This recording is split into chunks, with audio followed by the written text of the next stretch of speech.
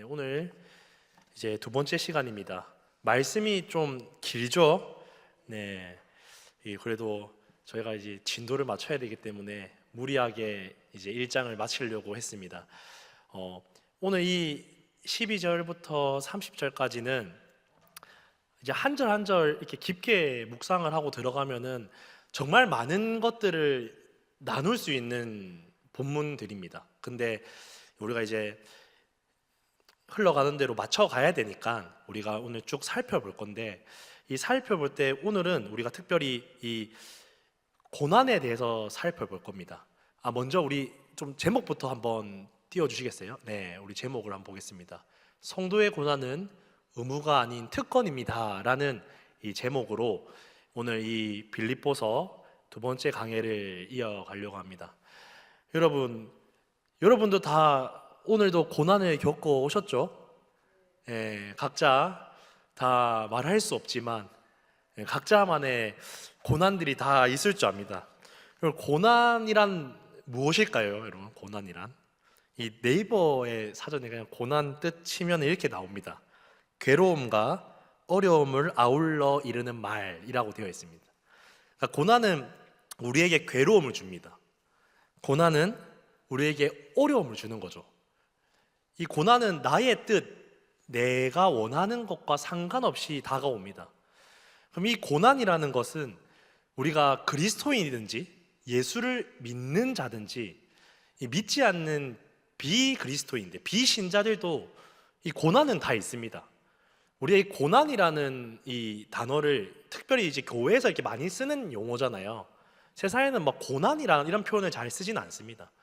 그래서 뭐 교회에서 고난을 많이 쓰다 보니 마치 성도에게만 고난이 있는 것 같이 느껴질 수 있을지 모르겠지만, 사실 고난이라는 거는 이 인류가 다 가지고 있는 문제죠. 고민거리입니다. 이 고난에서 어떻게 행복해질 수 있는가, 이게 사실 이 땅의 고민이죠. 모든 사람들의 고민입니다.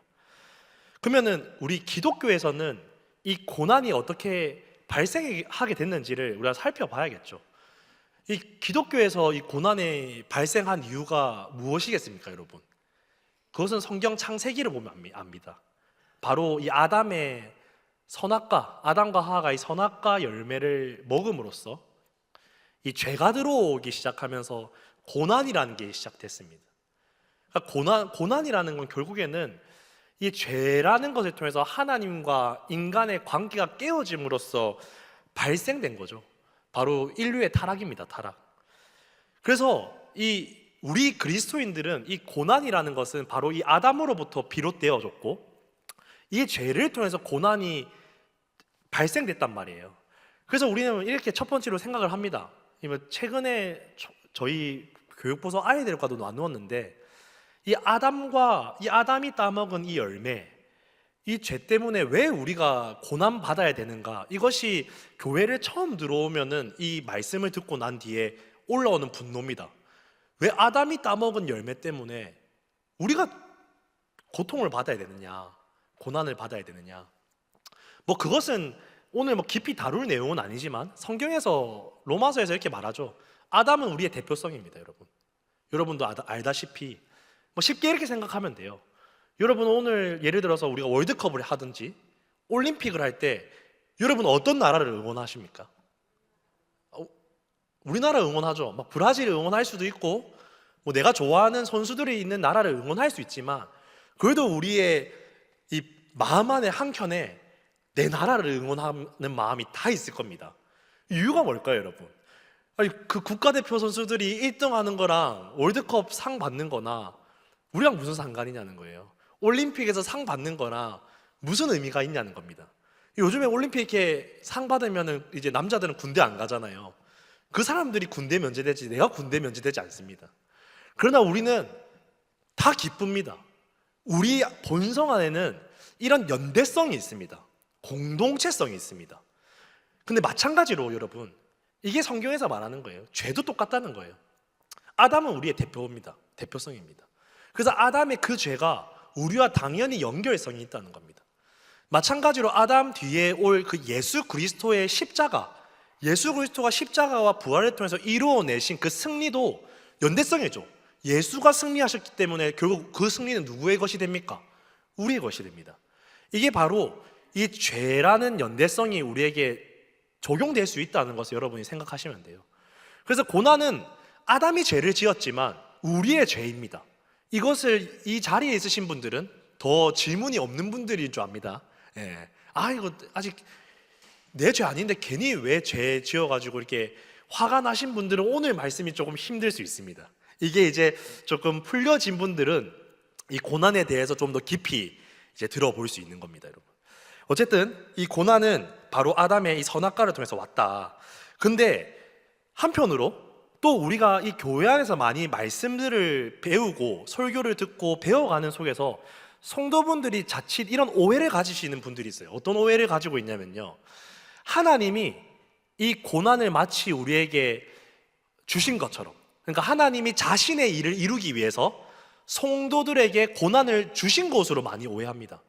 이 말씀을 대표적으로 오해할 수 있는 성경이 어디냐? 욥기서입니다. 욥기서. 욥기서에서 사단을 통해서 욥에게 고난을 주지 않습니까? 하나님이. 그런 메시지를 통해서 우리가 어떻게 생각을 많이 하냐면요, 하나님이 자신의 어떤 영광과 뜻을 이루기 위해서 괜히 우리에게 고난을 줬다, 오늘 내 삶에 이 어려움을 주셨다 라고 생각을 하시는 분들도 계십니다. 여러분, 이것도 오해라고요. 여러분, 제가 왜 이 이야기를 하냐면요, 여러분, 고난은 어디서 비롯됐다고요? 죄로부터 비롯됐다고요. 타락입니다. 예수를 믿는 사람이나 예수를 믿지 않는 사람이나 누구나 고난은 있습니다. 그렇지만 하나님은 이 고난을 우리에게 주셔서 자신의 영광을 취하기 위해서 쓰시는 것이 아니라, 하나님은 이미 존재하고 있는 이 고난을 선용하시는 분입니다. 여러분, 이 개념을 정확하게 우리가 정립하지 않으면요, 우리는 계속해서 하나님을 오해합니다. 계속해서 우리는 우리 삶에 있는 어려움과 고난을 가지고 하나님께 원망하고 불평하고 흔히 욕기도밖에 안 하고 삽니다. 신앙생활 속에서 욕기도를 하지 말라는 의미가 아닙니다. 여러분, 우리는 계속해서 이 토설하는 기도에서 벗어날 수 없는 이유가 무엇이냐면요, 우리는 이 고난이라는 개념을 잘못 정립하고 있을 수도 있다는 겁니다. 그래서 다시 한번 말씀드리지만, 고난은 예수를 믿는 자든지 예수를 믿지 않는 자든지 이 인류가 전부 다 가지고 있는 문제입니다. 고민거리입니다. 이 고민거리에서 행복을 찾기 위해서 세상 사람들이 그 고난을 이겨내기 위해서 열심히 삽니다. 그러나 이 기독교에서 하나님은 우리에게 이미 존재한 고난이라는 어떤 도구, 컨텐츠를 통해서 무언가 선용을 하셔서 우리가 이 고난을 넘어설 수 있고 승리할 수 있는 길을 마련했다는 겁니다. 이것이 우리가 그리스도인들이 이 고난을 받아들여야 될 자세라는 겁니다. 여러분, 이게 오늘 본문의 내용이에요. 오늘 본문의 이 사도 바울은 이 고난을 대하는 태도가 잘 나타난 본문입니다. 이 바울의 태도를 우리가 오늘 쭉 본문 길지만 쭉 다 살펴볼 겁니다. 이 바울의 태도를 살필 때에 제가 여러분들에게 걱정되는 지점은 무엇이냐면요, 여러분, 눌리지 마십시오. 낙심하지 마십시오. 왜 이 말씀을 드리냐면요, 이 바울이 지금 고백하는 이 태도는요, 진짜 제가 이런 말을 하기 좀 그렇지만 어나더 레벨입니다. 이 범접할 수 없는 신앙 고백이라고요, 여러분. 그래서 이 신앙 고백이 마치 우리가 하지 못해서 정죄받는 말씀으로 라든지 내 포기가 되는 말씀으로 듣지 마시고요, 우리가 마땅히 고난을 대하는 태도의 자세가 이래야 된다는 목표가 되셔서 이 과정을 가는 말씀으로 받아들였으면 좋겠어요. 그러니까 바울의 기준으로 적용하지 마시라고요. 이것을 가지고 오는 이 말씀을 들어가도록 하겠습니다. 먼저 본문 12절입니다. 12절에 바울이 이렇게 말합니다. 형제들아, 내가 당한 일이 도리어 복음 전파의 진전이 된 줄을 너희가 알기를 원하노라 라고 말합니다. 이 빌립보 교회가 이제 지난주 이야기죠. 빌립보 교회에게 기도하고 막 이야기를 했습니다. 그리고 형제들아, 내가 당한 일, 이 당한 일이 무엇입니까? 지금 바울이 로마의 지금 가택이죠. 집이지만 감옥에 갇혀 있습니다. 그의 손에는 쇠고랑이 차져 있고 경비병이 자신을 지키고 있는 이 환경 속에 있었습니다. 그러니까 그는 이 투옥 중이었는데, 이 바울이 이 로마 감옥에 투옥된 이유가 무엇인지 기억나십니까? 이 유대 종교 지도자들의 음모 때문입니다. 음모. 바울을 넘어뜨리기 위해서, 죽이기 위해서 음모를 펼쳤지만, 이 바울이 가지고 있었던 로마 시민권 덕분에, 하나님의 섭리죠. 이 시민권 덕분에 이 바울은 로마에게, 황제에게 내가 재판을 받겠다라고 했기 때문에 지금 와 있습니다. 그러나 이 바울은 단지 재판을 받기 위함이 아니라 무언가 하나님이 하실 일에 대한 반응이었죠. 어쨌든 바울은 이 억울한 상황 속에서 이 감옥에 갇히고 있음을 빌립보에게 이렇게 말하는 거예요. 그래서 형제들아, 지금 내가 어떤 억울한 상황에 닥쳐 있는지 너희 다 알지? 그러나 이 일이 도리어 복음 전파의 진전이 된 줄을 너희가 알기를 원한다, 이렇게 표현을 하고 있습니다. 그럼 이 말을 알기 위해서는 이 좀 배경을 조금 알아야지 이 말씀이 와닿습니다. 이 빌립보 교회의 가장 고민거리가 지금 뭐겠습니까? 기도 제목 1번이 무엇일까요, 여러분? 지금 에바브로 디도를 통해서 이 바울에게 후원도 보내고 있습니다. 이 1장 5절에서 기억나십니까? 빌립보 교회는 이 바울과 함께 이 복음을 위한 일에 충성을 다했던 교회입니다. 그럼 이들의 기도 제목은 딱 하나입니다. 바울의 안위입니다. 바울의 안위. 이 로마 감옥에서 이 바울의 재판의 결과가 어떻게 될지가 가장 궁금했을 거란 말이에요.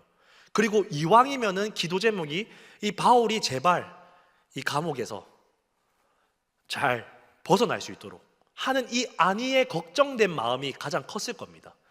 이런 걱정거리를 가지고 있는 이 빌립보 교회에게 바울이 이 딴소리를 하는 거예요. 지금 난 너희들이 내가 당한 일의 환경만 보지 말고 이것을 통해서 어떻게 복음 전파가 진전되는 줄을 너희가 좀 보아라. 이 말은 무슨 말이냐면요, 하나님이 내 이 환경을 통해서 뭘 하고 있는지 왜 보지 못하느냐 라고 말하고 있는 겁니다. 그리고 난 뒤에 이 13절부터 이렇게 말하는 거예요. 이러므로 나의 매임이 그리스도 안에서 모든 시위대 안과 그 밖의 모든 사람에게 나타났으니 라고 말하고 있는 겁니다.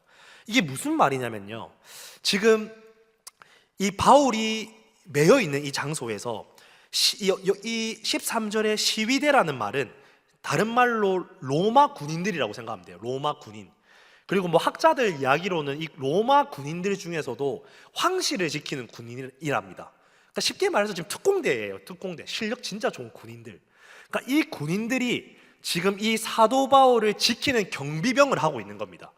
그러니까 지금 내가 감옥에 있는 이 매임이 그리스도 안에서 이 경비병과 그리고 그 밖에 있는 모든 사람들은 이 로마 궁궐에 있는 모든 사람들이겠죠. 로마 궁궐에 있는 사람들, 뭐 정치인이라든지 뭐 유명인이라든지 이 궁궐에 많이 왔다 갔다 하지 않겠습니까? 뭐 종교 지도자들이라든지 뭐 외국에서 온 나그네라든지 이런 자들의 모든 사람을 지칭하는 겁니다. 그러니까 이들에게 무언가 이 복음을 전하고 있다라고 말하고 있는 거라고 여러분 보시면 돼요. 그러니까 이 바울이 지금 이거를 말하는 거예요. 이 감옥에서 내가 갇혀 있는 것 같냐? 지금 이 감옥에서 내가 매여 있는 것 같냐? 그렇지 않다. 나의 매임을 통해서 하나님은 이 경비병과 모든 사람에게 지금 복음을 전하고 있다. 이것이 하나님이 무엇을 하고 있는지를 너희가 알기를 원한다라고 말하고 있는 겁니다. 여러분, 이 바울이 고난을 대하는 첫 번째 태도가 나오고 있습니다. 바울의 고백을 보면요, 마치 자신의 안위에는 관심이 없어 보여요. 지금 빌립보 교회에게 이렇게 말하잖아요. 왜 내 안위를 걱정하냐? 하나님이 하시는 일을 봐야지. 이 말을 들으면 지금 벌써부터 바울이랑 우린 관계가 하기 싫어집니다. 저만 그렇습니까? 우리는 당연히 내 안위를 생각하는 사람들이죠. 이걸 오해하지 마시라고요. 바울도 자신의 안위에 대해서 분명히 걱정하는 우리랑 똑같은 죄를 가진 인간들입니다. 그런데 바울은 어떻게 이런 고백을 할 수 있었냐는 거죠. 그것은 바로 이 바울의 시선, 이 시선이 자신의 환경에 가 있는 것이 아니라 지금 하나님께 가 있는 거라고 보시면 돼요, 여러분. 여러분, 오늘 우리 교회 안에서 특히 우리 함께하는 교회에서는 이런 정서, 나의 슬픔과 나의 죄와 나의 아픔을 토설하는 기도를 참 많이 하는 교회입니다. 이게 너무 좋은 교회예요. 이렇게 기도하는 교회가 그렇게 많지는 않습니다. 이런 정서를 다루는 곳이 많지는 않습니다. 그러나 오늘 이 본문을 통해서 우리가 고민해야 될 지점은 뭐냐면요, 내 정서와 나의 감정을 토설하는 기도가 이 우리의 신앙을 이루어가는 데 있어서 정답인 것이냐라는 거죠. 우리는 오늘 왜 토설 기도를 해야 되는지에 대한 고민을 해야 됩니다. 토설하는 기도는 우리의 신앙의 성장에 도움은 될 수 있을지 모르지만 이 복음을 이루어가는 과정에 어떠한 구체적인 방안은 될 수 없습니다. 이 무슨 말을 제가 하고 싶냐면요, 여러분, 오늘 우리 교회 안에서 내 아픔을 토설하는 사람들을 자세히 관찰해 보면요, 거기에 매여 있는 듯한 모습이 보입니다. 그 토설하는 사람들의 특징을 한번 자세히 제가 3가지로 한번 살펴보면요, 첫 번째, 자신의 아픔과 슬픔이 이 세상에서 가장 커 보이는 사람입니다. 내 아픔과 내 슬픔이 가장 아프다고요. 이 세상에서 내가 제일 슬픈 사람입니다. 두 번째입니다. 타인의 고난, 자신의 고난을 비교합니다. 이 무슨 말이냐면요, 나보다 나은 환경에서 고난을 겪는 사람들을 보면요, 저 정도 고난 가지고 내 고난이 더 크지 라는 그 고난의 크기를 비교하고 있다는 거예요.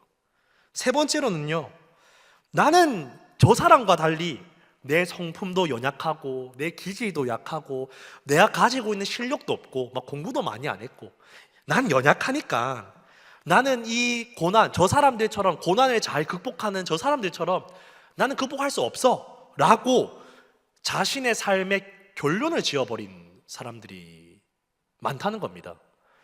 이런 사람들이 대부분 보면요, 토설 기도에 많이 머물러 있습니다. 토설 기도 해야 됩니다, 여러분.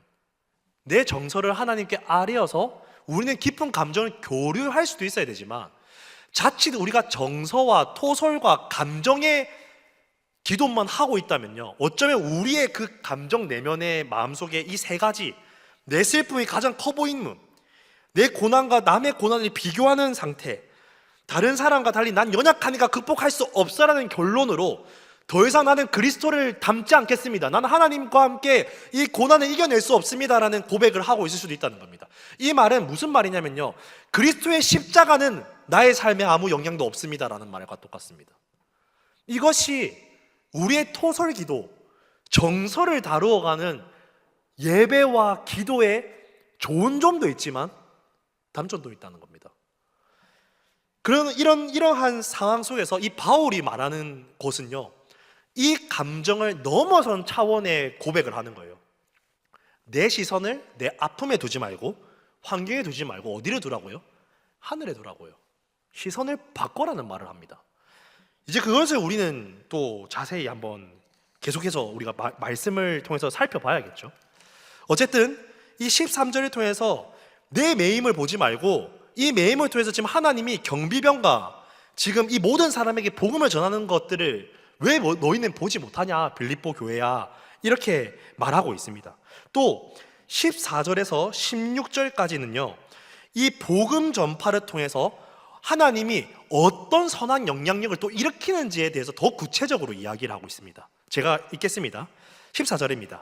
형제 중 다수가 나의 매임으로 말미암아 주 안에서 신뢰함으로 겁없이 하나님의 말씀을 더욱 담대히 전하게 되었느니라 라고 되어 있습니다.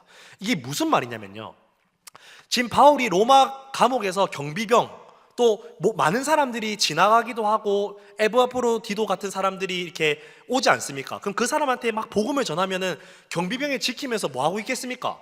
바울이랑 에바브로디도가 떠드는 소리를 듣고 있겠죠. 이게 뭐 하는 겁니까? 복음을 듣고 있는 겁니다. 자기와 동기와 상관없이. 그러니까 많은 사람들이 바울을 지나다니면서 복음을 전하는 일을 통해서 구경꾼들이 있었을 거란 말이에요. 근데 이 일을 통해서 어떤 사람들이 나타난 거예요. 어떤 사람들이 나타났냐? 바로 형제의 다수.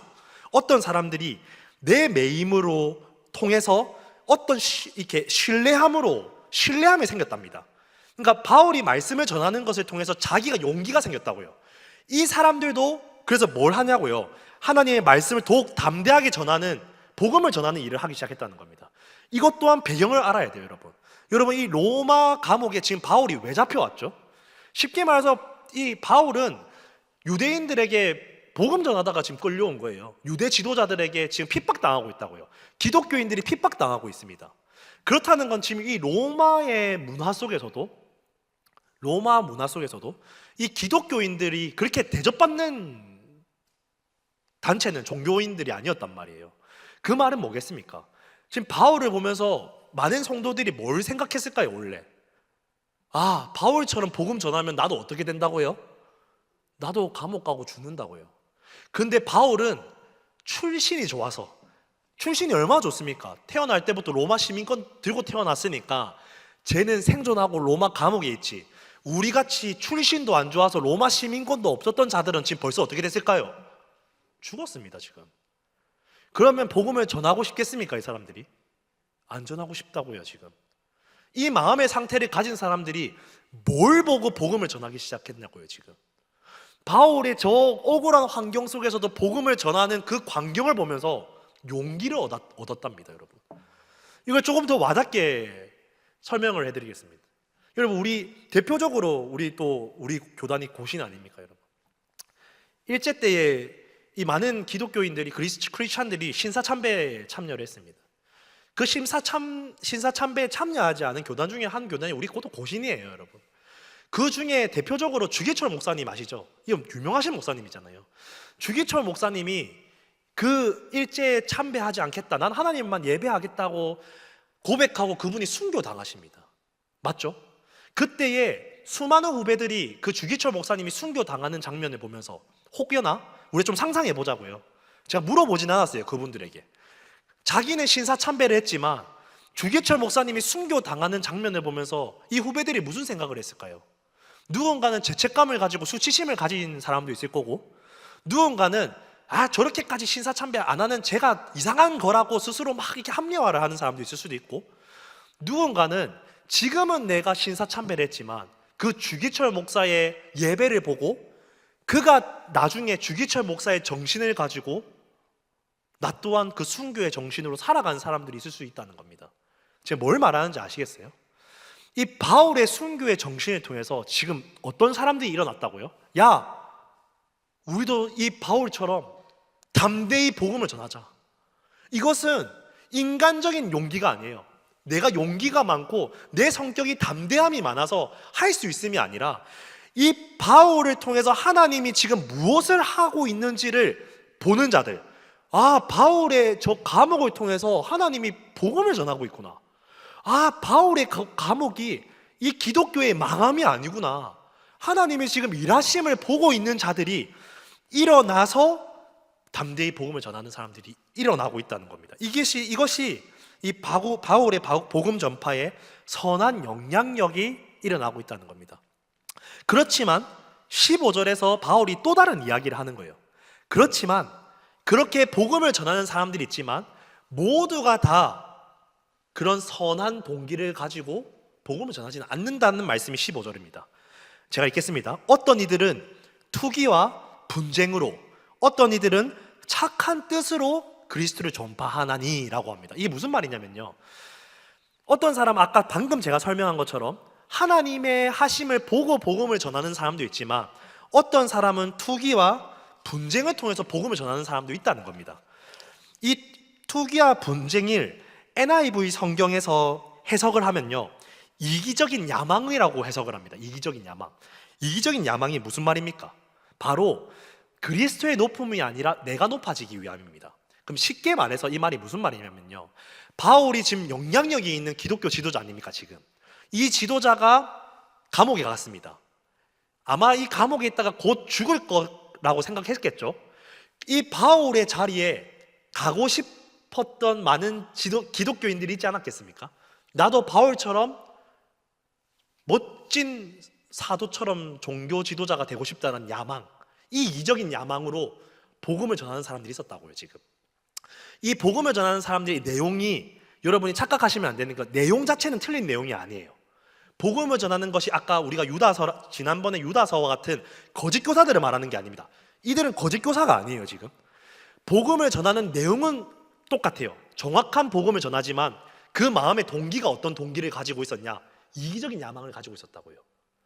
여러분, 이게 우리가 오늘 중요하게 또 다뤄야 됩니다. 여러분, 제가 좀 오래됐는데 한 1년, 2년 됐나?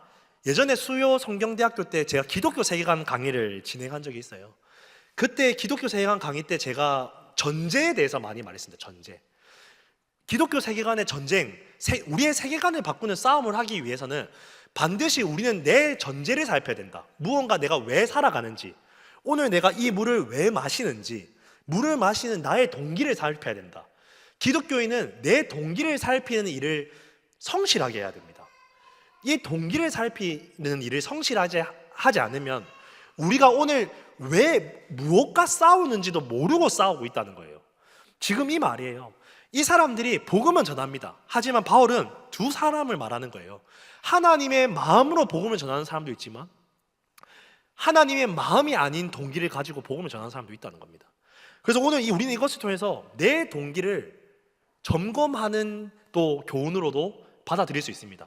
그렇지만 오늘 제가 하고자 하는 말씀의 핵심은 아니기 때문에 그러니까 잠깐 짚고 넘어가는 겁니다. 어쨌든 이 두 사람을 언급하면서 바울은 16절에 또 이렇게 말하죠. 이들은 내가 복음을 변증하기 위하여 세우심을 받을 줄 알고 사랑으로 하나. 또 17절에 그들은 나의 매임에 괴로움을 더하게 할 줄로 생각하여 순수하지 못하게 다툼으로 그리스도를 전파하느니라. 이 지금 방금 16절과 17절 방금 제가 설명한 겁니다. 16절은 참 하나님의 말씀과 복음을 변증하기 위한 사람도 있고 17절은 바울의 매임에 괴로움을 더하는 사람들, 그러니까 바울의 자리를 빼앗기 위해서 순수하지 못하고 다툼을 위해서 그리스도를 전파하는 두 사람이 나타났다라고 말하면서 18절에 이 어마어마한 바울이 고백을 하기 시작합니다. 그러면 무엇이냐? 거칠애로 하나 참으로 하나 무슨 방도로 하든지 전파되는 것은 그리스도니 이로써 나는 기뻐하고 또한 기뻐하리라 라고 고백합니다. 지금 이게 무슨 말이냐는 거예요. 지금 여러분, 이게 무슨 말이냐는 거예요. 여러분, 바울이 지금 무슨 말을 하는지 제가 쉽게 설명드릴게요. 그들의 동기가 무슨 상관이야? 그들의 입술로 복음을 전파함을 통해서 복음이 흘러가면 된 거지. 내 자리를 빼앗든 나를 억울하게 하든 나를 괴롭히고 있든 그게 무슨 상관이야? 하나님 복음만 전하면 됐지. 나는 그게 기쁜데 라고 고백하고 있는 겁니다. 무슨 말이냐고요. 지금 이 복음을 전하는 사람들이 바울을 괴롭히는 자들이에요. 지금 복음을 전하는 사람들이 바울을 견제하는 사람입니다. 같은 기독교인으로서 뭉쳐도 모자랄 판에 바울이 감옥에 갔다고 쳐서 그 바울의 자리를 빼앗고자 하는 자들이에요. 지금 근데 바울은 그들에 대해서 정죄하지 않습니다. 너희들의 태도가 잘못됐어, 복음을 전하기 위해서 이 동기를 이렇게 해야지 라는 정죄보다 이 바울은 지금 말도 안 되는 소리를 하는 거예요. 뭔 상관이야? 하나님의 일로 복음이 흘러가면 됐지. 여러분, 이 말씀을 여러분이 자칫 오해하지 않으셨으면 좋겠습니다. 우리가 내 동기가 악하더라도 복음만 잘 전하면 되는 거야 라고 생각하시면 안 돼요. 이 바울의 고백에는 한 가지 전제가 있습니다. 이들이 악한 동기로 복음을 전하는 것에 대한 심판은 누가 받는다고요? 자기들이 받습니다. 우리의 악한 동기에 대한 죄의 대가지불은 하나님은 반드시 치를 겁니다. 그러니까 바울은 그것이 전제가 되어 있다고요. 그것에 대해서 바울은 연연하지 않습니다. 내가 갚을 필요가 없다는 겁니다. 하나님이 어차피 그들의 악한 동기에 대한 대가지불은 할 거다. 중요한 것은 바울은 지금 계속 무엇을 보고 있냐면요, 지금 하나님이 하시고자 하는 그 복음을 전하고 있잖아. 나의 지금 감옥의 투쟁을 통해서 이 기독교인들이 복음 전하는 이들을 벌벌 떨면서 죽고 있었지만 하나님은 이 투쟁을 통해서 복음 전하는 자들을 일으키고자고 하는데 일으켜졌으면 됐지. 그들의 동기까지 난 상관없다는 겁니다. 그건 하나님의 영역이지. 하나님은 지금 복음을 전하는 자로 일으키는 일만 하면 되는 거 아니야? 이 시각을 바라보는 거예요, 지금 바울이. 그래서 자신을 괴롭게 하는 그 자들을 정죄하지 않습니다. 마음이 안 상한 게 아니에요, 바울이. 상한다고요. 억울하다고요. 슬프다고요. 그러나 내 내면의 슬픔보다 하나님이 하신 일이 크기 때문에 바울은 뭔 상관이야? 하나님의 일하심으로 쓰여지면 되는 거지. 이 고백을 지금 말도 안 되는 이 고백을 지금 하고 있는 겁니다, 여러분. 오늘 우리의 고백이 이래야 된다는 거예요. 제가 아까 초반부에 이래서 여러분에게 말씀드린 거예요. 앞 뒤로 가면 지금 더 말도 안 되는 고백을 해요. 이제 벌써부터 이 바울의 신앙이 우리에게 압도되지 않습니까? 이 복음을 내 삶에 비추었을 때에 너무 부끄럽지 않나요? 와, 나는 이런 고백 언제 하고 살지? 그래서 제가 초반부에 여러분에게 비교하지 말라고 말하는 겁니다. 바울은 지금 신앙의 말년을 보내고 있습니다. 지금 그들의 하나님의 엄청난 과정을 통해서 믿음의 말년을 보내고 있기 때문에 그런 거예요, 여러분. 또 너무 비교하지 마시라고요. 이 말씀은 제가 드리고 싶은 지금 계속해서 핵심은 뭐냐면요, 우리의 시선을 어디로 돌려라고요? 하나님께 돌려야 된다고요. 여러분, 이게 핵심이에요, 여러분. 내 내면에, 내 슬픔에, 내 괴로움에 매몰되지 마십시오. 우리는 내 아픔과 슬픔을 울어야 될 때가 있습니다, 분명히. 우리 하나님은 정서적이시고 인격적이시기 때문에 우리의 슬픔을 공감하시고 토설하시기 원하십니다. 근데 그 토설을 하나님이 들어주시고 하게 하시는 이유가 무엇인 줄 아십니까, 여러분? 그 이유가, 우리가 오늘 토설 기도를 하는 이유가 무엇인 줄 아십니까? 충분히 감정을 뱉으면은 내 안에 있는 독소들이 나가고 나서 이 빈자리에 하나님이 뭘 넣으려고요? 복음 넣으려고요. 그 복음이 뭐냐? 충분히 감정이 토설했냐? 이제 네 시선을 내게로 돌려라. 그걸 듣고 내가 회개함으로 돌이켜 그분께 시선을 고정했을 때에 오늘 우리의 토설의 기도가 의미가 있는 겁니다. 오늘 우리의 눈물과 우리의 슬픔과 우리의 괴로움, 이 고난의 괴로움과 슬픔을 울고 기도한 그 의미가 이 시선을 돌이켰을 때에 이루어진다고요. 오늘 우리의 슬픔과 괴로움에 매몰되어 있지 않으십니까? 어쩌면 그 슬픔과 괴로움은 하나님과 상관없는 기도일 수 있다는 겁니다, 여러분. 오해하지 마십시오. 슬퍼 우십시오. 억울해 아파하십시오. 때로는 하나님께 욕기도도 하십시오.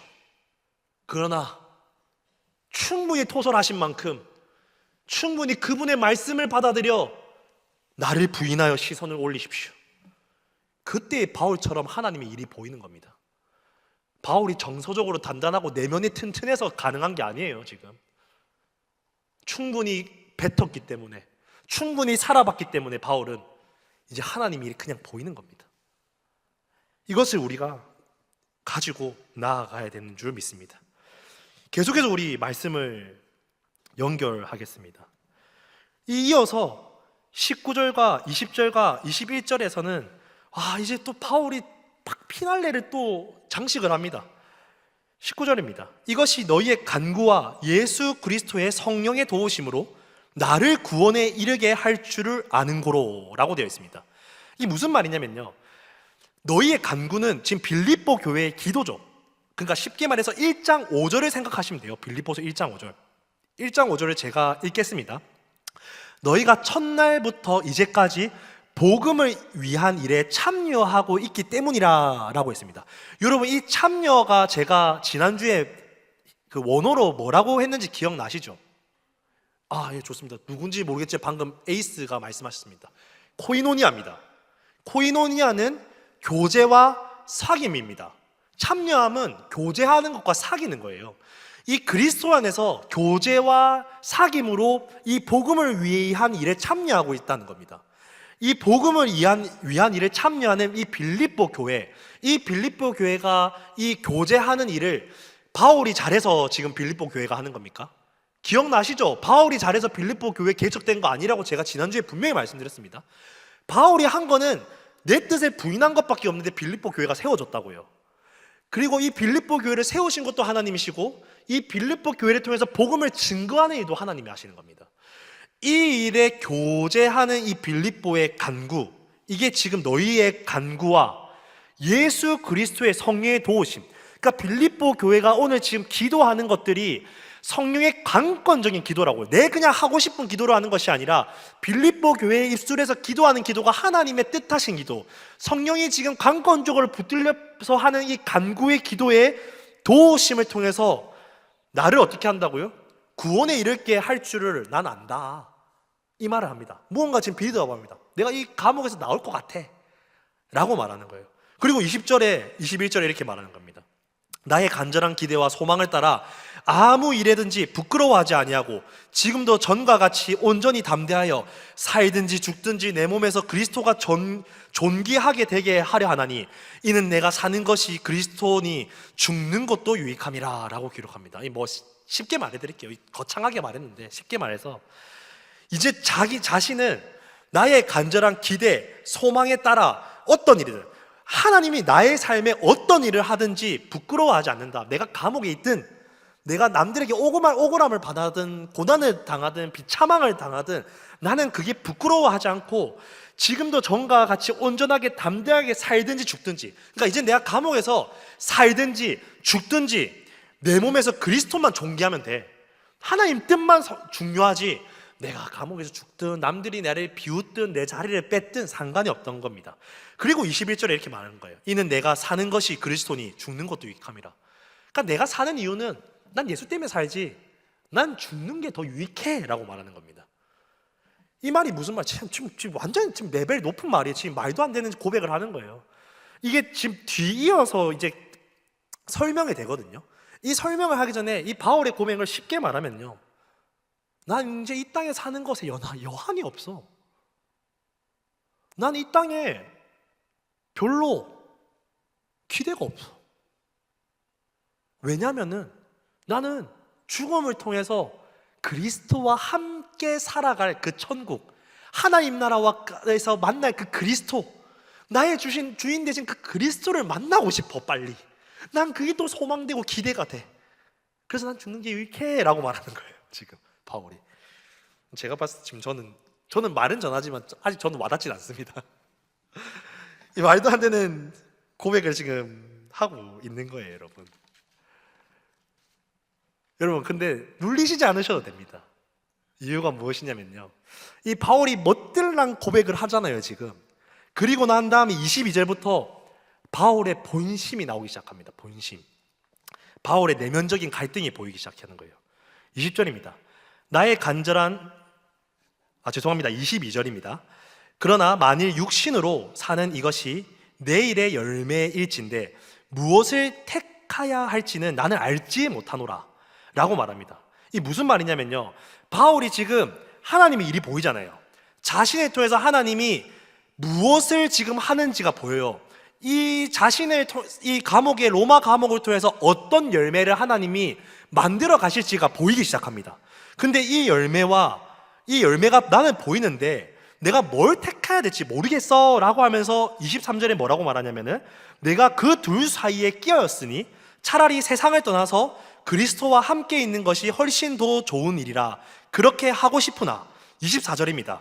내가 육신으로 있는 것이 너희를 위하여 더 유익하리라 라고 말합니다. 지금 이 말씀만 들으면 너무 어렵죠. 바울이 지금 뭘 말하냐면요, 바울이 뭔가 두 가지에 끼어 있다고 합니다. 자기가 고민이.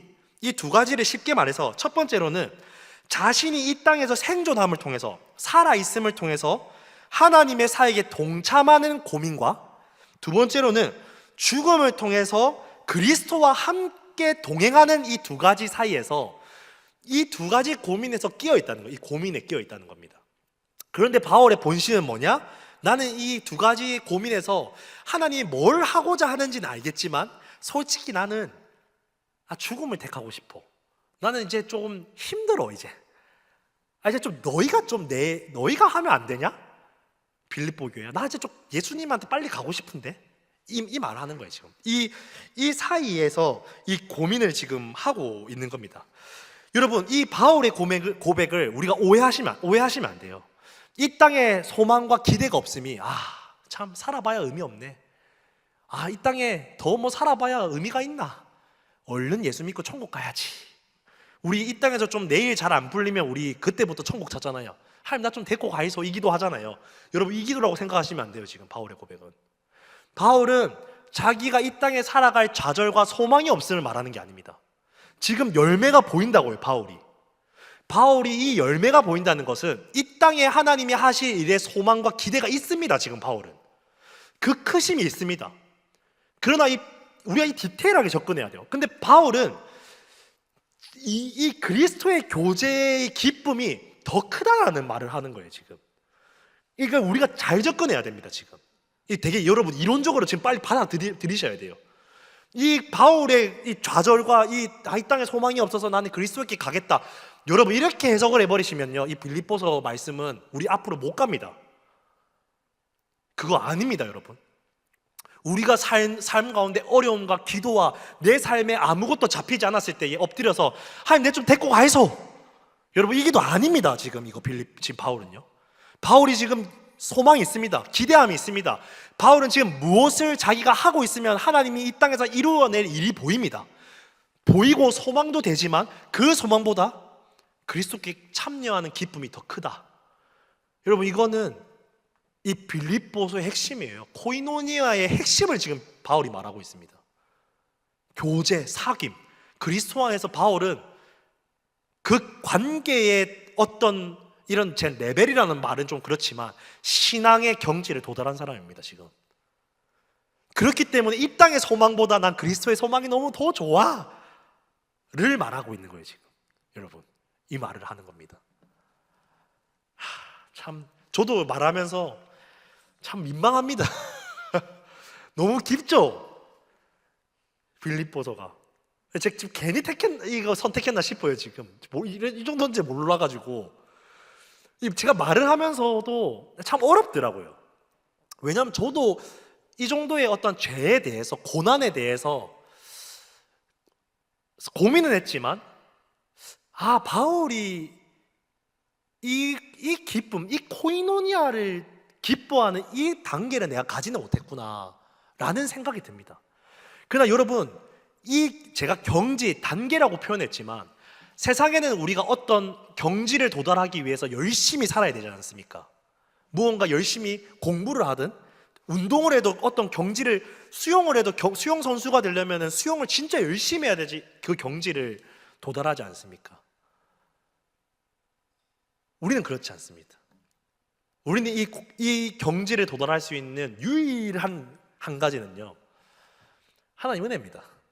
되게 추상적이지만 하나님이 우리에게 그 신앙의 코이노니아의 기쁨을 알려주실 수 있습니다. 우리의 수고와 열심으로만 할 수 없습니다. 그러나 역설적이지만 우리는 그 코이노니아의 하나님의 경지를 도달하기 위해서 무언가 성실하고 열심을 다해서 무언가를 해야 합니다. 그것을 이제 또 뒤이어서 이야기를 한단 말이에요.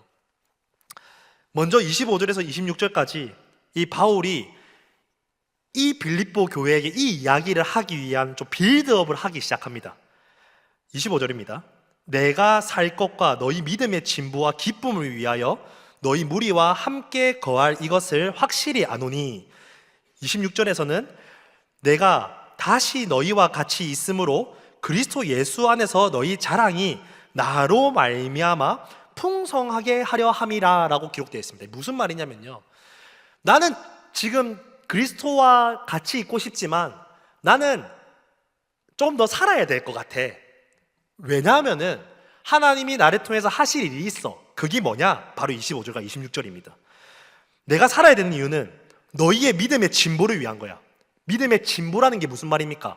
믿음이 성장되는 거, 신앙이 성장돼야 되는 거. 이 진보, 이 신앙의 성장을 통해서 너희가 기뻐하게 될 거다. 내가 지금 고백하는 이 코이노니아의 기쁨을 너희가 누리게 될 거고 확실히 알게 될 거야. 그래서 난 살 수밖에 없어. 내가 다시 너희와 같이 있게 돼야 돼. 이 말을 하는 거예요. 지금 빌립보 교회는 성령의 강권적인 부르심으로 기도하고 있습니다. 바울의 사역을 돕고 있습니다. 기도하고 성령의 강권적인 기도로 바울의 사역을 돕는데 만약 여기 이 감옥에서 바울이 죽어버리면 어떻게 됩니까? 빌립보 교회가 어떻게 되겠습니까? 하나님 없네, 이렇게 안 되겠습니까? 그러니까 이 바울이 아는 거예요. 하나님이 내 생존을 통해서 빌립보 교회에게 무언가 보여주고 싶은 겁니다. 지금 뭘 보여주고 싶냐? 이 로마 감옥도, 그러니까 로마는 지금 이 세상 나라의 지금 고대 로마잖아요. 여러분 고대 로마 아시죠? 로마 제국 가장 힘이 센 나라입니다. 이 가장 센 로마도 누구를 이길 수 없다, 누구를 죽일 수 없다, 하나님의 허락하심이 없이는 사도 바울을 죽일 수 없다. 이 신앙의 고백을 빌립보에게 가르쳐주고 싶은 겁니다. 하나님이. 그래서 바울을 살릴 수밖에 없다. 자기가 이렇게 고백하는 거예요. 난 살 수밖에 없어. 왜냐고? 니네들에게 하나님이 보여주고 싶은 게 있어서 그래. 여러분, 이걸 좀 쉽게 예를 들면요, 지금 우리 출애굽기 묵상하고 있잖아요. 참 감사한 것 같아요. 이스라엘의 구원, 홍해를 건너을 통해서 이스라엘에게 하나님이 뭘 보여줍니까? 이스라엘이 잘나서 홍해가 갈라지고 자기들이 구원받고 애굽 군사들이 죽습니까? 아니죠. 지난번에 말씀드렸잖아요, 새벽기도 때.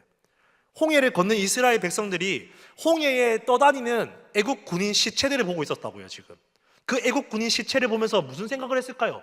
아, 내가 잘났고 내가 기도 잘해서 하나님 하셨어, 이거 생각했을까요?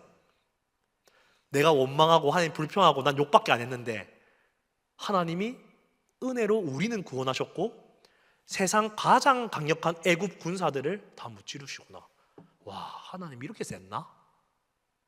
우리 하나님 이렇게 셌나? 바울이 이것 때문에 지금 있는 거예요. 빌립보 교회의 믿음이 연약했기 때문에 이 바울의 생존을 통해서 하나님의 살아계심, 하나님의 위대하심, 로마보다 강하신 하나님이 어떤 분인지 너에게 알게 하기 위해서 내가 살아서 다시 너희와 같이 있을 거야. 그것이 그리스도 예수 안에서 코이노니아입니다. 우리가 너희와 내가 자랑하게 될 거야. 하나님의 위대하심을 자랑하며 우리가 이 복음을 전해야 되지 않겠어? 내가 이것 때문에 하나님은 날 살리실 거야. 지금 바울은 미친 고백하고 있는 거예요. 지금 제가 그래서 어나더 레벨이라고 하는 겁니다. 지금 바울은 하나님의 이 큰 그림을 보고 있습니다. 빌립보 교회를 성장시키기 위한 하나님의 뜻을 알기 때문에 그는 이제는 나는 그리스도와 죽음을 통해서 가고 싶지만 하나님의 뜻 안에서 순종하는 겁니다. 그리고 본격적으로 이 빌립보 교회에게 이 마지막에 또 피날레라는 표현은 그렇지만 피날레를 장식합니다. 이제는 좀 우리에게 껄끄러운 이야기를 하기 시작합니다. 그게 27절부터 30절까지 이야기입니다. 먼저 27절입니다. 오직 너희는 그리스도의 복음에 합당하게 생활하라. 이는 내가 너희에게 가보나 떠나 있으나 너희가 한 마음으로 서서 한 뜻으로 복음의 신앙을 위하여 협력하는 것과 28절입니다. 무슨 일이든지 대적하는 자들 때문에 두려워하지 아니하는 이 일을 듣고자 함이라. 이것이 그들에게는 멸망의 증거요 너희에게는 구원의 증거니 이는 하나님께로부터 난 것이라 라고 기록합니다. 지금 이 27절과 28절이 무슨 말이냐면요, 먼저 27절에 너희가 복음 안에서 합당하게 생활해라. 이 합당하게는 원어적인 의미를 해석하면은 하나님의 백성답게 살아라, 하나님의 나라의 시민으로서 살아라 라는 말을 지금 하고 있는 겁니다. 그 삶이 뭐냐? 이는 내가 너희에게 가보나 떠나 있으나 한 마음으로 서서 한 뜻으로 복음의 신앙을 위해서 협력해라는 겁니다. 너희 교회 안에서 하나로 협력해라 라는 말입니다. 이것을 해석하기 위해서는 빌립보 교회의 상황을 알아야겠죠. 지난번에도 말했고 앞으로 우리가 나중에 보게 될 거지만 이 빌립보 교회는 분열되고 있는 교회입니다. 두 여인의 다툼, 두 여인의 사실은 힘싸움 때문에 교회가 분열되고 있죠. 왜 우리 교회는 분열됩니까? 교회가 분열되는 이유가 무엇일까요? 이 두 여인이 분열되는 이유는 이겁니다. 내 주장이 옳다는 겁니다. 지금 내가 더 하나님 마음에 합한 자라는 겁니다. 나의 옳음을 옳다고 여기는 이 옳음이 그것이 주장되고 서로 논의되고 설득되는 과정이 아니라 내가 옳음을 이겨내고 싸워냈기 때문에 분열되고 있습니다. 그래서 바울이 협력해야 돼. 내부에서 분열되면 안 돼. 속지마, 마귀 새끼한테, 사단한테 속지마, 분열되고 있잖아, 협력해 라고 합니다. 여러분, 우리가 협력할 수 있는 이유가 협력할 수 있는 방법이 뭘까요? 여러분, 우리 모두는 만인의 제사장입니다. 우리 장로교회의 특징이 뭘까요? 우리가 하나님의 말씀에 주권적인 우리 담임 목사님을 통한 말씀이 선포되었을 때 그 말씀을 듣고 하나님께 각자가 들은 말씀의 은혜가 될 수도 있고 무엇이 될 수 있든 무엇이든 그것들을 나누고 토의해서 무엇을 해야 됩니까? 이제 분별해야죠. 내가 오늘 말씀을 들은 것이 성령의 음성인지, 내 중심성으로 말씀을 듣고 있었는지, 아니면 사단이 지금 나를 미혹해서 말씀을 못 듣게 방해하고 있는 상태인지를 분별하셔야죠. 근데 왜 오늘날 한국교회에 매번 분열이 일어나고 다툼만 일어나는 뉴스만 나오는지 아십니까? 논의하지 않습니다. 토론이 뭔지 모릅니다. 내 옳음을 주장했다가 반박하는 말을 하고 반대되는 말을 하면 삐져버립니다.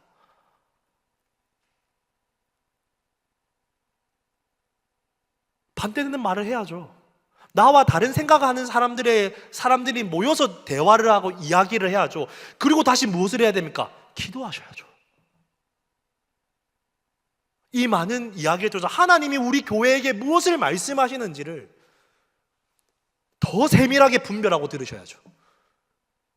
말씀을 가지고 나눔을 통해서 기도와 분별을 통해서 공동체를 이끌어가야죠. 그러나 지금 이 바울이 말하는 거예요. 교회가 자기들끼리 힘싸움 한다고 분열되고 있다는 겁니다. 그리고 두 번째 28절에 무슨 일이든지 대적하는 자들 때문에 두려워하지 아니하는 이 일을 듣고자 합니다. 이 무슨 말인 줄 아세요? 이 빌립보 교회가 내부에서는 싸우고 있는데 교회가 외부의 세상, 사탄의 세력과 싸워도 모자랄 이 시간에 교회에서는 내부적인 분열과 싸움을 하고 있고 세상에서는 뭘 하고 있다고요? 빌립보 교회가? 두려워하고 있다고요. 이 말은 무슨 말이냐? 세상에 마땅히 전해야 될 진리와 복음을 뭐 하고 있다? 전하지 않고 있다는 겁니다. 이제 왜 안 전하냐? 고난받으니까요. 내가 손해보니까요. 세상 비 좀 맞춰줘야 내 밥줄이 안 끊기니까요. 빌립보 교회 배경은 지난주에 제가 말씀드렸습니다. 여러분, 빌립보 교회가 이 복음의 초심을 다 잃어버렸습니다. 내부에는 분열하고 있고 협력해야 되는 곳에는 협력하지 않고 있고 싸워야 될 곳에서 협력하고 있습니다. 세상과 악수하고 있고 세상과 진리가 없는 비즈니스를 하고 있고 세상과 복음을 타협하고 있고 교회에서 진리를 세워 서로 협력하도 모자랄 시간에 자신들이 세상과 타협하니까 교회에서 야, 그렇게 타협하면 안 되지, 너가 그렇게 말하면 안 되지, 서로 사랑하고 품어줘야지 라는 잘못된 말을 통해서 싸우고 있다는 겁니다. 방향성이 완전 바뀌었죠. 이 모든 것이 진리가 무너졌기 때문입니다. 바울은 이 이야기를 하는 거예요. 내부에서는 협력하고 밖에서 싸워야 되는데 너희 왜 반대로 하고 있냐? 빌립보 교회야. 그리고 29절과 30절에 마지막 이 이야기를 합니다. 오늘의 제목과 똑같은 말이죠. 그리스도를 위하여 너희에게 은혜를 주신 것은 다만 그를 믿을 뿐 아니라 또한 그를 위하여 고난도 받게 하려 하심이라. 뭐라고요, 여러분? 그를 위하여 고난도 받게 하려 하심이라. 마지막 피날레입니다. 그리스도를 위하여 너희에게 은혜를 주신 것, 하나님이 너희에게 은혜를 주신 이유가 뭐라고요, 여러분? 다만 그를 믿을 뿐 아니라 니네들이 예수 믿고 누리는 것만 있는 것이 아니라 또한 그를 위하여 고난을 받게 하려 하기 위함이다. 하나님의 백성은, 하나님의 성도가 된 시민은 고난받는 게 특권이라고요. 고난은, 예수 때문에 고난받는 거는요, 예수 믿는 사람들의 특권이라고요, 여러분. 그러나 오늘 우리가 고난을 대하는 태도는 진정 특권이십니까? 바울은 이게 특권이래요, 특권. 특별한 권리. 성도들, 로마 시민권을 가진 로마 시민만 누릴 수 있는 특권들이 있었을 거 아닙니까? 하나님의 나라의 백성들만 누릴 수 있는 특권이 뭐냐면요, 고난받기를 선택하는 겁니다. 여러분, 누구 때문에요? 그리스도 때문에요.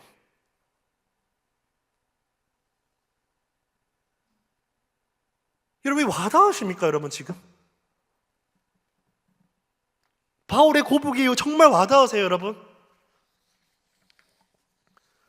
오늘의 우리의 고난이 정말 특권이십니까? 피해야 될 길이죠. 문제죠. 하나님 나를 억울하게 만들고 나를 괴롭게 만드는 거라고 생각하죠. 이건 하나님 나라의 시민의 특권입니다. 우리 예수 그리스도께서 우리의 죄 때문에, 이사야서 53장 3절 기억나십니까? 그가 채찍에 맞으면 우리 때문이라고요. 그가 찔리면 우리의 죄악 때문이라고요. 여러분, 그가 고난받음은 우리의 죄를 이기기 위해서, 이 세상 사단의 권세에게 승리를 주기 위해서 그 고난을 짊어지셨다고요. 그게 예수 그리스도의 십자가입니다. 그래서 예수 그리스도를 믿는 성도는, 하나님의 백성된 자녀들은요, 예수 그리스도를 위해서 채찍을 받고 찔림받는 그 고난에 대하는 태도가 어떻다고요? 특권이라고 받아들입니다. 그래서 바울은 이것이 특권이었기 때문에 그는 부함에 있든 빈곤함에 있든, 그가 영광을 누리 높아졌든 낮아졌든 감옥에 있든 어디서 있든 그는 하나님을 기뻐 찬양할 수 있었다는 거 아십니까? 여러분, 이게 바울이 오늘 우리에게 주는 도전입니다. 여러분, 오늘 우리는 고난을 어떻게 대하고 있습니까? 고난은 우리의 특권입니다. 고난은 우리가 기도해서 빨리 물리쳐야 될 쓰레기가 아닙니다. 그리스도를 위한 고난은 보석 같은 겁니다. 이것은 우리에게 가장 소중한 일입니다. 그래서 오늘 여러분의 있는 삶의 자리에서 진리를 세우고 살아가는 그 복음을 전하는 일이 가치 있는 일이라고요. 그래서 예수 그리스도의 비유에, 천국 비유 아십니까? 13장 마태복음. 천국을 맛본 사람이 자기의 모든 소유를 팔아 그 보화가 있는 땅을 산다는 거, 그 이야기가 거기서 나오는 거예요. 여러분, 이 복음이 너무 좋아서 내 모든 것을 팔겠다, 말도 안 되는 고백들이 이 성경에 나와 있다고요. 여러분, 오늘 우리의 고난을 다하는 태도를, 우리는 이 사도 바울의 태도를 우리의 삶의 모토가 되시고 방향이 되시기를 간절히 간구드립니다. 여러분, 여러분이 오늘 그 삶을 살아내라는 말이 아니에요. 정죄받아라는 말이 아닙니다. 바울처럼 이렇게 살아라, 멋지게 해라, 왜 이렇게 못하고 있냐를 말하는 것이 아니라, 하나님은 어쩌면 이 바울을 통해서, 바울이 이 로마 감옥에서 이 빌립보서 서신을 쓰게 하신 이유가 단지 빌립보 교회를 위함이 아니라, 오늘날 우리가 살아가는 이 함께하는 교회, 오늘 이 한국에 살아가는, 이 한국에 세속된 이 문화 속에서 살아갈 이 교회들에게, 얘들아, 고난은 우리의 특권이야. 세상과 타협하지 마. 오늘 우리의 고난과 오늘 우리의 고통을 통해서 하나님이 하실 일들을 보아라. 그것을 하는 것은 내 힘과 내 혈과 육과 능력과 내 힘의 지식에 있는 것이 아니라 오직 그리스도의 십자가의 능력으로 가능하다. 그것은 오늘 내 환경에 주어진 모든 삶의, 세상에, 이 땅에 시선이 있는 나의 시선을 어디로 돌려라고요? 그리스도께 돌려라.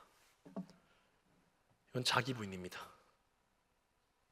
이건 회개 말고는 우린 갈 수 없습니다.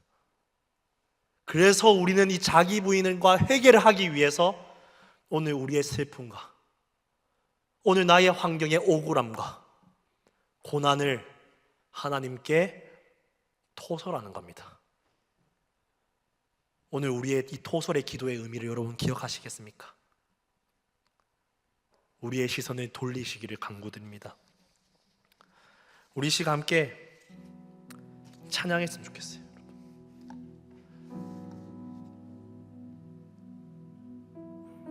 여러분, 여기 있는 우리 모두가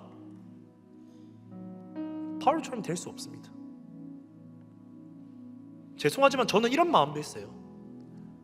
어쩌면 바울도 사실은 잘 안 됐을 수도 있는데 그 하나님의 물붓는 성령이 우리에게 이 방향성과 목적을 주기 위해서 바울에게 그 강한 담대함을 주셨지 않았을까? 특별하게 우리 바울이 사도기 때문에, 이방인들의 사도기 때문에.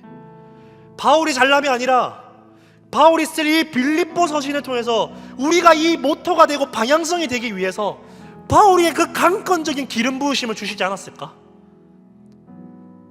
바울도 사실은 쪼달렸을 텐데, 바울도 사실은 내면적 갈등이 심했을 텐데, 이 빌립보 서신을 우리를 위해서 써야 될 사람이기 때문에 누리게 하시지 않았을까?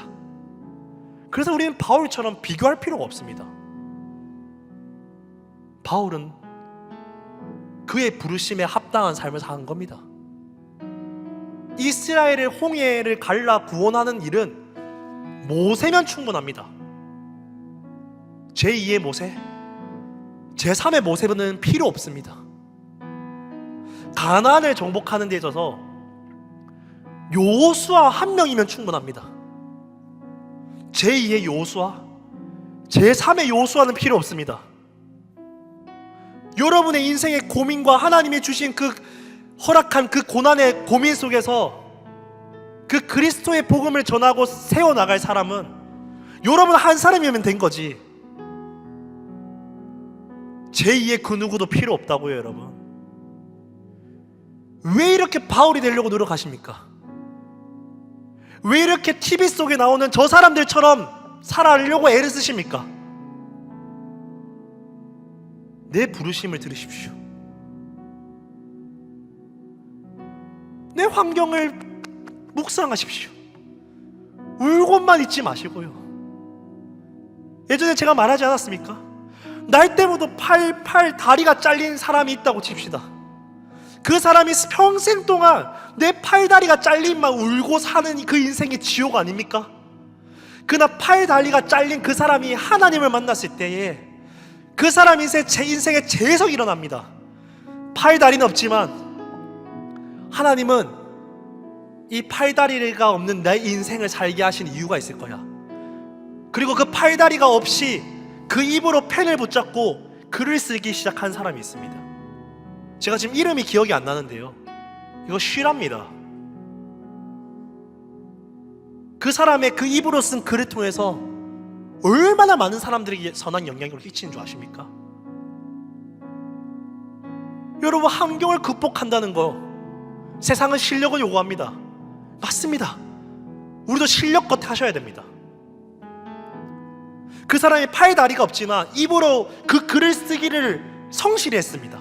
그 입으로 글 쓰는 게 쉬웠을까요? 처음부터 잘 썼을까요? 얼마나 수고하고 연습했을까요? 그러나 그의 동기와 전제와 목적이 그리스도의 영광을 위해서 하기 때문에 그 입으로 펜으로 글을 쓰는 일을 했다는 겁니다. 여러분, 오늘 우리는 무엇을 성실히 살아가고 계십니까? 내 환경에 팔다리가 없음을 인정하지 못해서 내 팔다리를 만들기 위해서 애쓰고 살아가시진 않으세요? 여러분, 인정하시면 됩니다.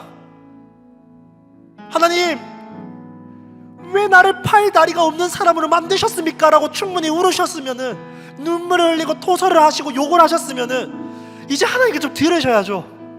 그때 하나님 말하는 거야. 사랑하는 아들아, 딸아, 미안하다, 내가 그 환경을 너에게 허락해서. 하지만 너가 나를 위해서 이 입에 펜을 붙잡고 한번 살아줄 수 있겠냐? 내가 너를 통해서 이 땅에 복음을 흘릴 나의 계획이 있단다. 그때 그 일이 일어나는 겁니다. 왜 가지지 못해서 우시고 있으십니까? 왜 맨날 우시기만 하십니까? 이제는 좀 인정하셔야죠. 하나님이 나에게 왜 이 환경을 허락하셨는지를 들으셔야죠.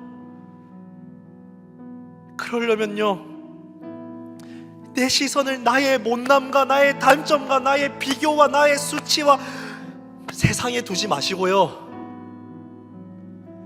그리스도께로 돌리는 겁니다. 시선을 바뀌어야 일어난다고요. 오늘 사도 바울 우리에게 이걸 말하고 싶은 거예요. 시선을 바꿔. 그만 이 땅의 것을 보지 말고 하늘의 것을 바라봐. 그곳에 소망이 있어. 그곳에 코이노니아가 있어. 교제가 있고 기쁨이 있고 관계가 있어. 왜 이 땅의 코이노니아를 애쓰십니까, 여러분? 왜 이 세상의 교제와 사귐만 애쓰십니까? 사도 바울이 말하는 복음은 이런 겁니다. 이 시간 우리 시선이라는 찬양을 할 거예요, 여러분. 정죄받지 마시고 이 말씀이 오늘 우리의 삶의 고난과 어려움, 이 고난이 나의 특권이심을 알고, 고난의 크기가 크십니까? 여러분의 신앙의 그릇이 크다는 뜻입니다. 하나님은 그 특권을 주시는 겁니다. 이 시간 우리 그 시선이라는 찬양을 함께 하겠습니다. 내게로부터 눈을 들어, 내게로부터 눈을 들어 주를 보기 시작할 때 주의 일을 보겠네. 내 작은 마음 돌이키사 하늘에 꿈꾸게 하네. 주님을 볼 때 내게로부터 눈을 들어, 내게로부터 눈을 들어 주를 보기 시작할 때 주의 일을 보겠네. 내 작은 마음 돌이키사 하늘에 꿈꾸게 하네. 주님을 볼 때 모든 시선을 주님께 드리고, 살아계신 하나님을 느낄 때 내 삶은 주의 역사가 되고, 하나님이 일하기 시작한 모든 시선을 주님께 드리고, 살아계신 하나님을 느낍시다. 살아계신 하나님을 느낄 때 내 삶은 주의 역사가 되고, 하나님이 일하기 시작한 내게로부터 눈을 들어, 여러분 눈을 들어보십시오. 이건 내 삶의 환경을 부인할 때 시작됩니다. 내 작은 마음 돌이키사. 우리는 나의 상황과 문제와 고난이 커 보이시죠?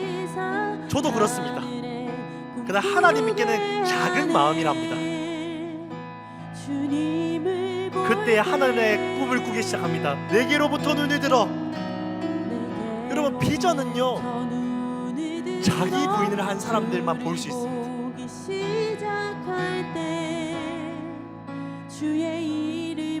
나의 비전은 사실 나의 삶의 고난에 있습니다. 왜 남들의 비전을 탐내하십니까? 왜 남들이 잘하는 것을 내가 하고자 합니까? 비교하지 마시라니까요. 여러분의 인생의 비전이 있습니다. 다시 내게로부터 눈을 들어 보십시오. 여러분의 환경과 고난을 주신 하나님의 뜻을 구해 보십시오. 여러분만 하실 수 있는 일이 있다니까요. 내 작은 마음 돌이키사. 왜 하늘의 꿈을 꾸십시오? 거창해 보입니까? 하늘의 구름은 나에게 부르신 그 그릇대로 사는 겁니다. 모든 시선을 주님께 드려야 됩니다. 살아계신 하나님을 느껴보십시오. 그때 내 삶은 주님의 역사가 되기 시작합니다. 사도 바울이 어쩌면 이것을 보지 않았을까요? 자신의 비참함이 아니라 하나님의 역사를 받고 빌립보 교회를 향한 하나님의 복음을 받기 때문에 그가 이 고백을 하실 수 있지 않았을까요? 모든 시선을 주님께, 모든 시선을 주님께 드리고 살아계신 하나님을 내 삶에서 느끼기 시작합니다. 살아계신 하나님을 느낄 때 내 삶은 주의 역사가 되고 우리 하나님이 일하시기 시작합니다. 우리 하나님이 일하시기 시작합니다. 우리 2절로 고백합시다. 성령이 나를 변화시키기 시작합니다. 성령이 나를 부인하고 변화시켜 그리스도께 내 시선을 고정할 때에 내가 내가 성령께 내 성품이 변화되기 시작합니다. 역사는 이때 시작되는 거예요.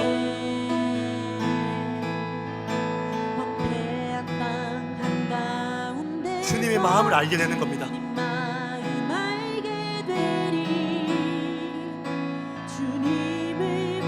다시 한 번 더 고백합시다. 성령이 나를 변화시킨다고요. 세상도 자기의 성품을 바꾸기 위해서 노력합니다. 세상도 자신의 문제와 심리적인 아픔을 극복하기 위해서 애씁니다. 왜 교회에서 똑같은 걸 간증하냐고요. 성령이 변화시킨다니까요. 여러분, 왜 세상에서 일어나는 일들을 교회에 갖고 와서 간증하고 있냐고요.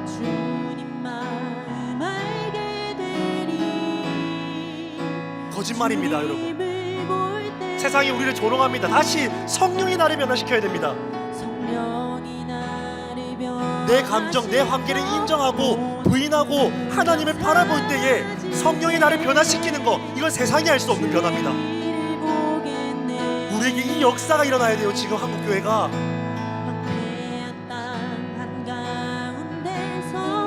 황폐한 땅 가운데 이제 하나님 마음이 물 붓듯이 부어집니다. 그때 기도가 터져 나오는 겁니다. 그리고 다시 성령이 나를 변화시켜야 됩니다. 한국을 향한 기도는 이때 일어납니다. 이 땅의 황폐함을 보셔야 됩니다. 내 직장의 황폐함을 보셔야 됩니다.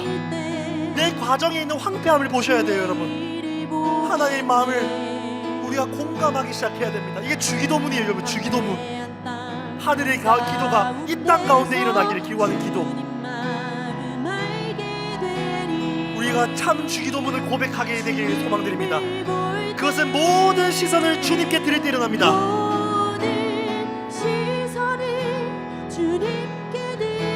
아멘.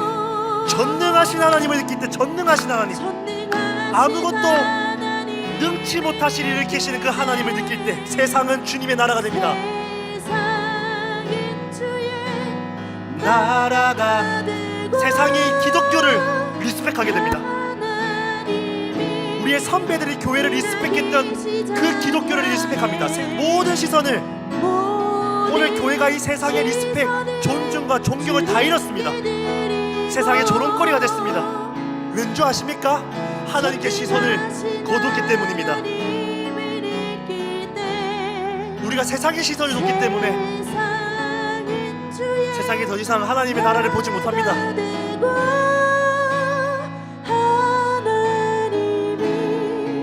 우리 계속해서 고백합시다. 회개하는 마음으로 고백합시다. 모든 시선은 주님께, 시선을 주님께 드릴 때, 전능하신 하나님을 느낄 때 세상이 주님의 나라가 됩니다. 내 가정이 주님의 나라가 됩니다. 내 직장이 주님의 나라가 됩니다. 내 교회가 주님의 나라가 됩니다.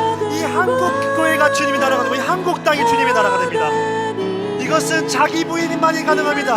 우리 마지막으로 선포합시다. 모든 시선을, 내가 드려야 될 회개를 생각하십시오. 거창하기가 아닙니다. 내 시선을 주님께 드리기만 하면 됩니다. 세상은 주님의 나라가 되기 시작합니다. 하나님의 나라가 이 땅에 이루어지기 시작합니다.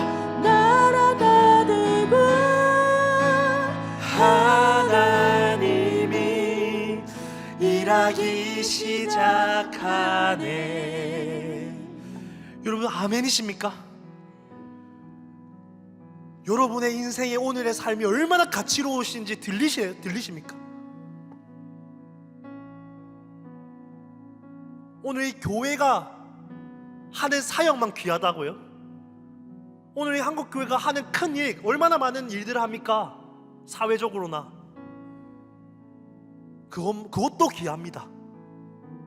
근데 오늘 이 한국교회의 번영으로 이 성도들의 개인의 삶의 가치를 잃는 듯한 마음이 제 안에 듭니다.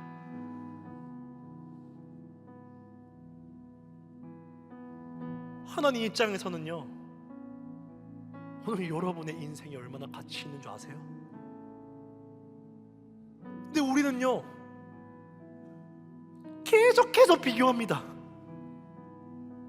더 가지지 못했고, 저렇게 지향생활 못하고, 저렇게 못하고, 이렇게 못하고, 매번 나를 학대합니다. 왜 여러분의 삶을 허락하시는 하나님의 뜻을 보지 못하십니까? 왜 더 가지셔야 합니까? 왜 우리가 대단한 사람이 돼야 됩니까?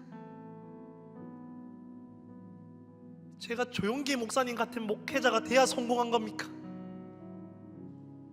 그냥 평생 이렇게 사역하다가 가도 기뻐야 되지 않겠습니까? 우리가 제가요 정말 바울과 같이 신앙을 고백한다면요, 이 시선을 돌려야 된다니까요. 우리가 너무 이 땅에 시선을 두고 있습니다. 하나님의 이름을 망령되이 부르며, 하나님 내게 마치 알라들이 지니같이 하나님 내가 가지지 못한 거 가지게 해주십시오. 하나님 이거 해주세요, 저거 해주세요, 이렇게 해주세요. 하나님 역사를 보여주십시오. 하나님 슬퍼우십니다. 내 눈에는 네가 가장 보석인데, 내가 바라보는 너는 나에게는 너의 인생은 결코 한에게 실수도 없는데, 실수하지 않나 우리 하나님이 우리의 실수와 우리의 죄악된 선택까지도 선용하시는 우리 전능하신 하나님이신데, 그 하나님을 여전히 신뢰하지 못하며 이 땅의 것을 기도하는 우리를 바라보며 슬퍼우십니다.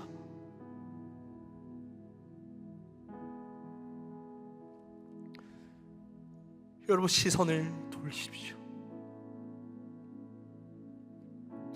회개는요,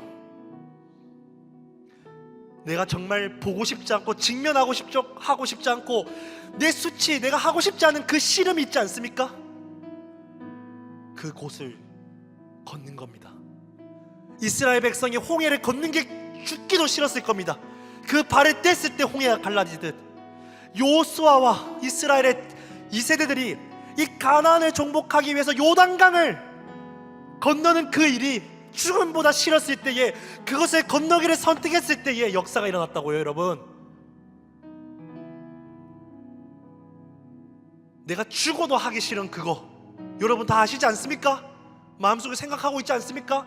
나 이 사람이랑 직면하기 싫은 그거, 나 이거 하고 싶지 않은 그 일, 나에게 주는 그 거룩한 부담감들 다 있지 않습니까? 그거 하셔야죠. 왜 그거 빼고 다 하십니까? 왜 이렇게 그거 빼고 열심히 분주하게 살아가십니까? 그러니까 우리의 삶에는 하나님의 역사를 볼 수가 없는 겁니다. 하나님 안에, 여러분의 성령이 여러분 안에 거룩한 그 부담감을 주는 그거 예배하셔야죠. 그걸 성실하게 하셔야죠. 그게 시선을 돌리는 겁니다. 여러분, 시선을 돌리는 걸 추상적으로 생각하지 마십시오. 거기서 여러분 죽으십시오. 내 자아가 폐쇄되십시오. 거기서 십자가 짊어지십시오. 그때 여러분의 삶에 부활이 일어나는 겁니다. 오늘 좀 우리는 게을러야 될 곳을 성실히 살고, 성실해야 될 곳을 게으르고 살고 있습니다. 오늘 이 메시지가 들리시는 여러분, 살아주십시오. 여러분의 그 고난과 어려움은, 오늘 바울은 우리는 와닿지 않지만 특권이랍니다. 특권. 우리는 아프고 힘들지만 그 특권을 허락하신 하나님은 그 특권의 깊이만큼, 그 고난의 크기만큼 여러분은 하나님의 큰 백성임을 기억하시고 위로 삼길 바랍니다. 아무한테나 고난을 허락하시지 않습니다.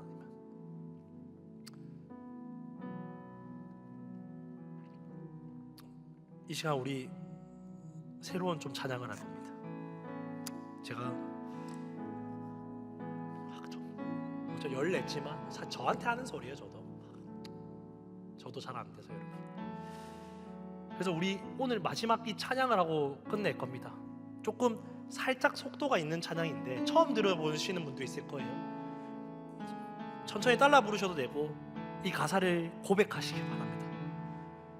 이 고난 속에도 우린 다른 길을 건네라는 찬양입니다. 이 마커스라는 찬양팀에서 했던 찬양인데, 이 고난이 특권인 자들은 이 고백을 하고 살아가는 것 같습니다. 이것이 우리의 고백이었으면 좋겠습니다. 바울이 그 감옥 속에서도 하나님을 기뻐 찬양했던 것처럼 여러분, 우리의 감정은 기쁘지 않습니다. 이 말씀을 들으면서 우리 감정적인 기쁨을 얻지 않습니까? 그렇지만 우리는 기쁨으로 찬양해야 됩니다. 이게 우리를 부인하는 거예요, 여러분. 이 시간 우리 고난 속에도 우린 다른 길을 건너 함께 찬양했으면 좋겠습니다. 고난 속에도 우린 다른 길을 건네 나의 하나님, 광야 속에도 우린 그 계획이 있네. 크신 나의 하나님. 다시 한 번 더, 고난 속에도 우린 다른 길을 건네 나의 하나님, 광야 속에도 우리는 그 고백이 있답니다. 크신 나의 하나님. 이제는 우리가 세상 품으며 기도 시작할 때가 우리는 전하리. 세상 향하여 그 이름 주 예수 요동하지 않고 우리는 의연히 거리 주님만 바라네. 예수를 품고서 세상의 빛으로 살리.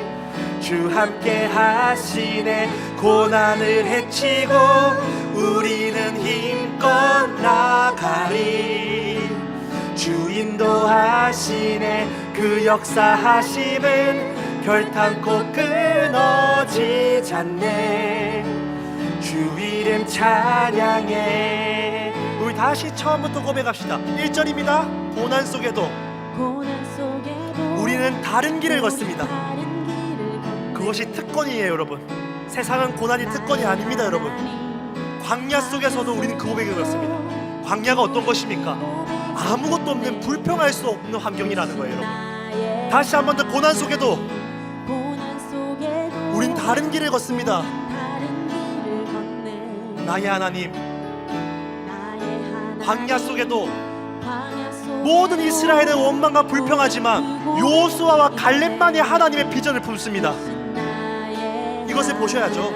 이제는 우리가 세상을 품습니다. 기도를 할 때입니다, 여러분. 무엇을 전하시겠습니까, 여러분?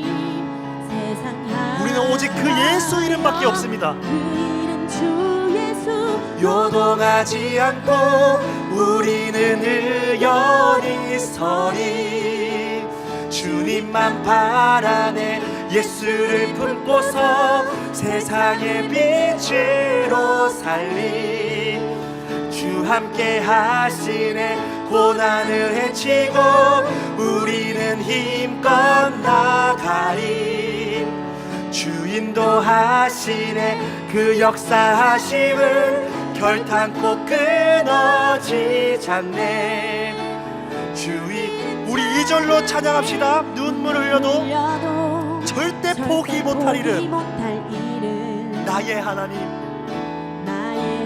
시간 속에서 우리를 빚어가시는 그는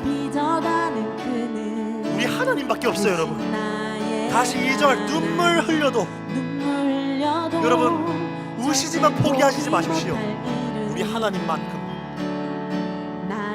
시간 속에서 시간 속에서 그리스도의 성품을 닮아가게 하신 겁니다. 져가는 그는 우리 크신 하나님, 크신 나의 이제는 우리가 하나님, 이제는 우리가 세상 품을 기도해야 됩니다. 여러분, 세상 품으며 여러분 기도하셔야 돼요. 세상을 위해서. 시작할 이제는 때가 우리는 전해야 됩니다. 우리는 전하리. 세상 향하여 세상 내가 만난 그 예수, 향하여 그 진리를 세워갑시다. 우리는 주 예수 요동하지 않고 우리는 의연히 서리.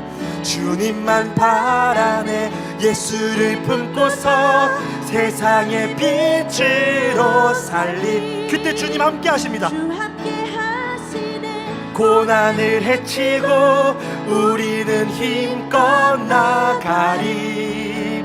주 인도하시네 그 역사하심은 결단코 끊어지지 않네. 주 요동하지 않고 우리는 의연히 서리. 주님만 바라네 예수를 품고서 세상의 빛으로 주 함께 하십니다. 여러분, 주 함께 고난을 헤치고 여러분 우리 힘껏 나아가셔야 됩니다. 그리스도인은 성실하셔야 됩니다. 그리스도인은 세상보다 더 성실히 살아가야 됩니다. 주 역사하심을 결단코 끊어. 주 이름 찬양합니다. 마지막으로 요동하지 않고 우리는 의연하게 살기를 선택하셔야 돼요. 힘들 겁니다. 어려울 겁니다. 예수를 품고서 세상을 빛으로 삼시. 우리에게 우리의 방향이라고요. 방향. 고난을 헤치고 우리는 힘껏. 여러분의 세상의 그 슬픔을 향해 나아가십시오. 직면하십시오. 도망가지 마십시오. 포기하지 마십시오. 싸워 죽으십시오. 그냥 그게 부활의 방법입니다. 여러분, 이게 예수 그리스도 성도가 가는 길입니다. 그냥 죽으면 됩니다. 우리의 기쁨은요, 죽을 것 같으나 부활된다고요. 그리스도가 이미 부활 승리를 하셨다고요. 이게 복음입니다. 여러분, 복음은 그리스도가 행하신 그 일을 믿는 것, 그리스도가 다 이루어내신 그 일을, 그 승리하심을 믿는 것. 그래서 복음은 복된 소식이라고 합니다. 그러나 우리의 인생은 이 복음이 불편한 소식 같습니다.